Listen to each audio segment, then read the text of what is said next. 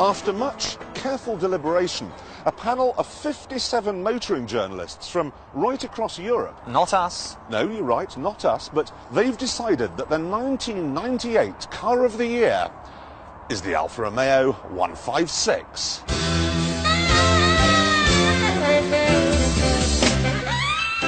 They liked its style, its value, its performance and its handling.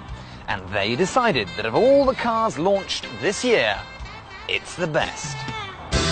The trouble is, the Alfa wasn't launched in Britain this year, so it can't be our Car of the Year.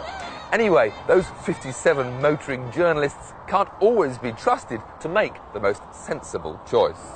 I mean, in 1982, they went for the almost unbelievably tedious Renault 9, a car of such spectacular longevity that here we are 15 years on, and I can't find one anywhere. This is a Renault 11, but shh, same sort of thing.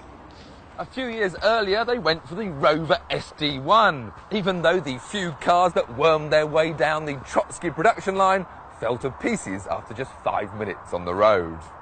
In 1979, with particularly cloudy vision, they selected the Talbot Horizon. What they didn't realise was that 2,000 miles down the line, the engine would sound like a pair of castanets and the gear lever would come off in your hand. Mind you, it was French.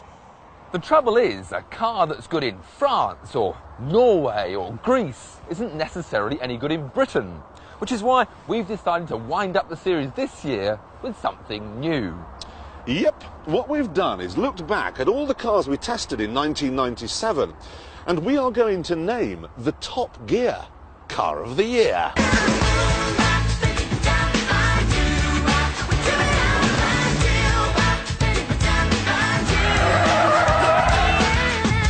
Well, it's obvious, isn't it? The best car we drove in 1997 was the Ferrari 550. It has a colossal V12 engine and goes round corners even better than it goes down straights. And it's a Ferrari. You just can't do better. No, no, no, no, no. Of course you can do better. Ladies and gentlemen, I give you the new Porsche 911. It's less than half the price of the Ferrari. It's now got 300 horsepower, it's got wall-to-wall airbags, it's got the most superb race-developed ABS brakes. It really is a genuine, use-it-everyday supercar. Tiff, it can't possibly be the Car of the Year because the engine is in the wrong place. No, it's not. It is, it's at the back. When did you ever see a horse pushing a cart? Look, when I got hit up the backside on the A34, I wanted the engine in the back. You're being ridiculous. The engine should be in the front. It's up quicker. It's dull. I know people who are cancelling orders for that car. Children arguing about their supercars. It isn't the 911 and it isn't the Ferrari F50. What neither of these two imbeciles realise is that when you're choosing a new car, the most important consideration is value for money. Which is why our Car of the Year should be the Volkswagen Passat. It's got millimetrically precise German build quality. It's astonishingly economical, has wonderful second-hand values, and will outlast even Barbara Cartland. Quentin really likes this car, but you know something? Quentin also likes the music of Roger Whittaker. And anyway, Quentin, if value for money is the main criteria, you'd end up picking something like this, the Daihatsu Move, which is not only one cylinder short of an engine, but is probably the most ridiculous car ever made. Here's the thing, our Car of the Year will offer good value for money, but it certainly won't be the Citroën Zara, because we're also looking for style and panache.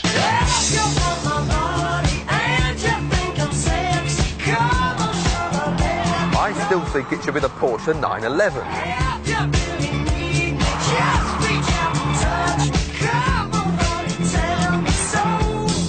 Well, I still think it should be the 911. Tiff, will you leave the 911? Jenham has given up on the Ferrari 550, and even I'm not trying to defend the Mercedes A-Class, am I? Upside down, boy, you turn me inside out and round, But Mercedes did launch a very good car this year, and that's the CLK. So good, in fact, that you could buy one on the Monday and sell it on the Tuesday for £10,000 more than you paid for it.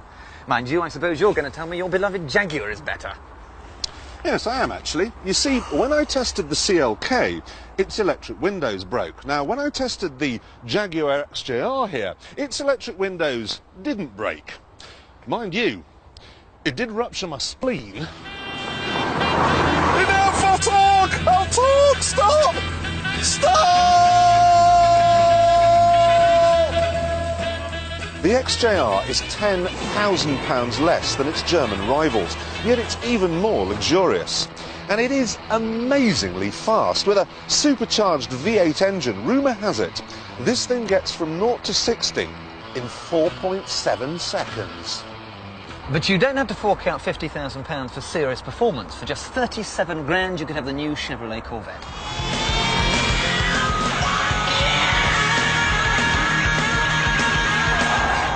Quentin, the Chevrolet Corvette is a cheap bit of American plastic that only comes in left-hand drive. It's got no style whatsoever. Tiff, you are in no position to lecture me on style dressed in a shirt like that. And you are in your faded blue jeans with your Ray Wilkins haircut. Tiff, the Corvette will do 175 miles an hour. If I may interrupt, in a straight line, what happens, Tiff, if you get to a corner in a Corvette? You crash. Exactly. Look, it will do 60 in 4.9 seconds. That is just 0.2 of a second slower than your Jaguar. I know, but 0.2 matters, for heaven's sake. It doesn't matter. It does. If you live to be 70, that's 600,000 hours. That's all you've got. If every time you accelerate to 60, you're losing 0.2 of a second, you're wasting your life. All right. Answer me just one question. Have you, in point of fact, ever actually driven the new Corvette? No. There you are, by his own admission, television's tallest twerp. You know something amazing? There are some cars we all like. We love the look of the new Peugeot 406 Coupe and think the 2-litre version is a good bet, but the V6 is too pricey. The new Honda NSX is just stunning, but it's a supercar, a dream car, and as such, it can't be our car of the year. And it's not as good as a 911. Or a 550.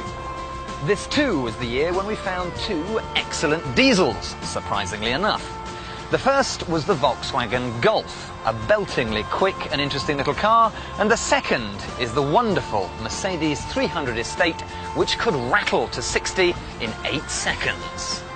We thought the Ford Explorer was a good, big bruiser, and at the other end of the scale, I fell completely in love with the little Peugeot 106 GTI.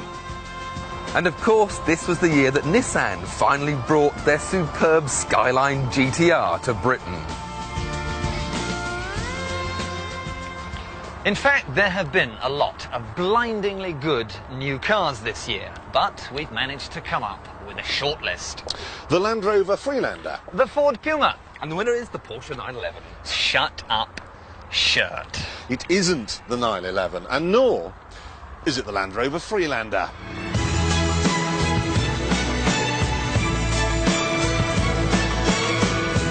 We were hugely impressed by this car's dynamic abilities, especially off the road. We like the prices, which start at £16,000, but best of all, we just loved this car's style. It's just this reliability business. Land Rover are adamant that the cars you buy will be bulletproof, but the pre-production models tested by our sister magazine and our sister radio programme both had problems. Which just leaves the Ford Puma. I love the Puma's price, 14.5 grand. The fact that it's going to have blue chip second-hand values, be cheap and easy to service, and that there's a Ford dealer on every corner. Jeremy loves it because it's huge fun to drive, is cheeky, feisty and fashionable.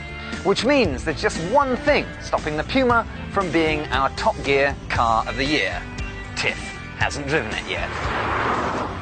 However, as night falls, he's about to.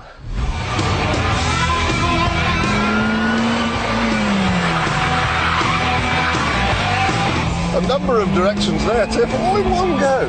Well, I had to get away, didn't I? So, fool them. Oh, we're dead.